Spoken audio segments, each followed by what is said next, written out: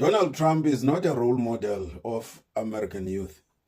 Despite the apparent decision of Americans to shelve democracy and try fascism, their economic future is safe. The role models of American youths are people like Musk, Bezos, Zuckerberg, etc. By contrast, the role models of the youth of South Africa are the likes of Zuma, Malema, Shivambu, etc. The role models of American youths create massive amounts of wealth.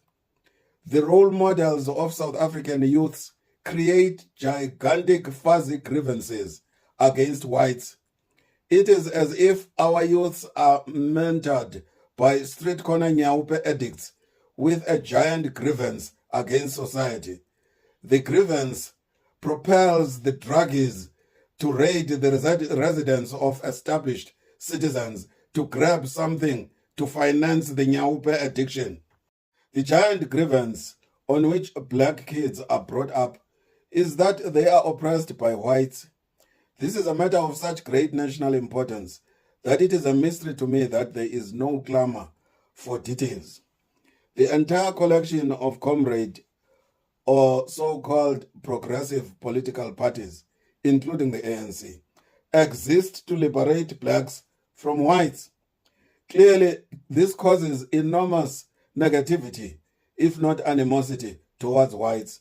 If I were white, I would demand to know in what way I was oppressing black people.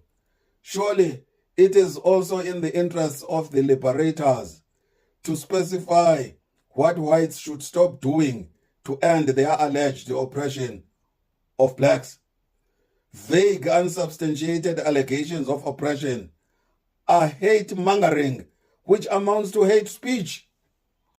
Vague allegations of oppression of blacks by whites are often made in conjunction with putting about that whites haven't returned land they stole. An impression is given that all whites own vast amounts of land, which land would turn blacks into tycoons if only the land was returned back to its rightful owners. Anyone familiar with rural areas knows that there is plenty of unused land there. The stupid assumption of fake revolutionaries is that blacks sitting with unused land now will suddenly become prosperous farmers if land is confiscated from whites without compensation and handed to them. This is, however, wild speculation. None of the so-called liberation movements ever said that whites oppress blacks by owning land they should be handing over to blacks.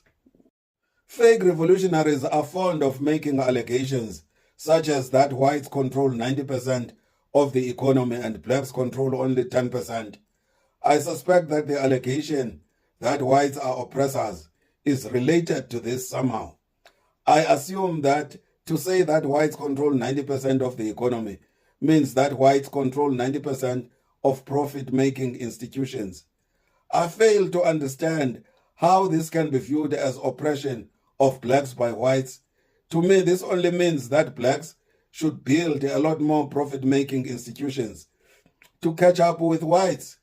Whites do not become oppressors who owe anyone anything merely by being better businessmen than everyone else. I know that fake revolutionaries and their supporters will say I support whites. No, I simply want to know how whites oppress us. Please explain. Elon Musk grew up in South Africa. Then he went to the States, where he was soon bedazzling them with technology. Today, Musk is the most influential person in America. He has just helped Trump to hijack the American voter processing systems and win the presidency. So Musk has Trump firmly in his pocket. Now the dazed Americans are still trying to figure out what hit them.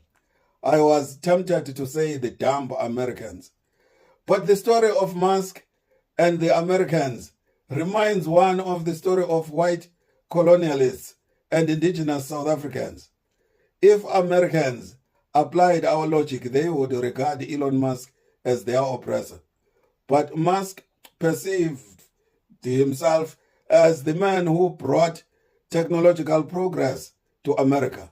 Even the most scientifically and technologically advanced nations can be bedazzled by technology.